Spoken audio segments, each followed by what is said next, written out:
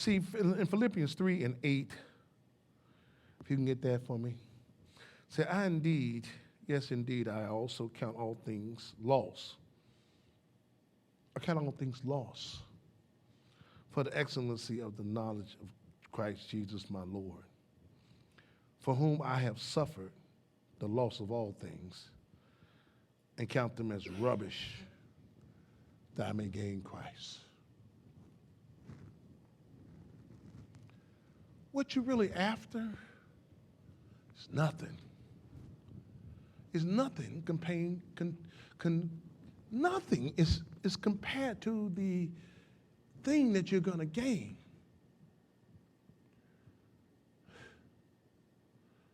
He said, I count these things but lost. It's a song by Douglas Miller that I learned how to live holy. If you can find that for me, I'm going to get that song, because I'm going to end with that. Douglas Miller, I've learned how to live holy. But when you go to a funeral, anybody been to a funeral like me? We're going to go to a funeral. What do they have at a funeral? They have some flowers. Maybe they have a casket, or may have an urn. But there's nothing else attached to it. You mean to tell me that I done worked myself to death? And when I get ready to leave here, I'm leaving with nothing but a suit or the dress I got on? Verily, verily, I count all things but loss for the excellency of the knowledge of Christ Jesus, my Lord, for whom I suffered the loss of all things. What does it profit? What does it profit a man or a woman who is not committed? What kind of profit do you get if you gain the world and lose your soul? What's more important? What shall a man give in exchange for his soul? When I see people, when I know people who go to a life of misery, going to hell is not a good place. Because you didn't want to be committed to God. So he says, okay, you got a choice in this matter.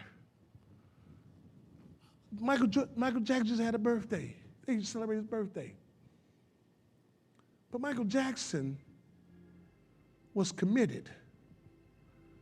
He was committed to what he believed in. Boy, he was Mr. Pop, the king of pop. But what happened? Not yet. He was the king of pop.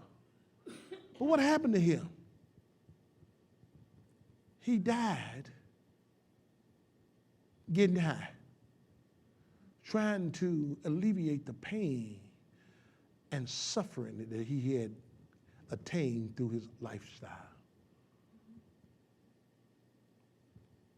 Couldn't take nothing with him. You understand what I'm saying? Because he was committed to things of this world.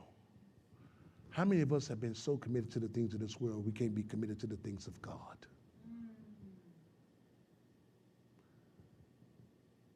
Everyone in here should be a soul winner. And the reason I express that, because without soul winners, not people pleasers, but soul winners, some plant. So that means you can testify to some people, and there's some water. That means they already been talked to, and you come and give them an encouraging word. They know about God. They've heard about God. Somebody talked to them about God, and here you come, so you water them. But God adds the increase. That's what this is all about. It's about serving the Lord. It's about making God happy. He's your Father. He put you here for a reason, to make him happy. And to make him happy, he that winneth souls is what? Wise. So he gives you wisdom to talk to people and invite them to church and invite them to have a relationship with God. And if you don't, he wants you to have a relationship with God. What does he want you to have with him? He wants you to be committed to God.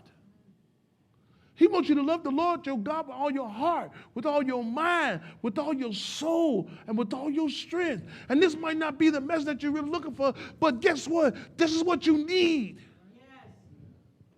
This is what you need. We need to know that we got to be committed to serving and doing the things of God, because if we committed to winning souls, we know so many sinners. How many else beside me know some sinners?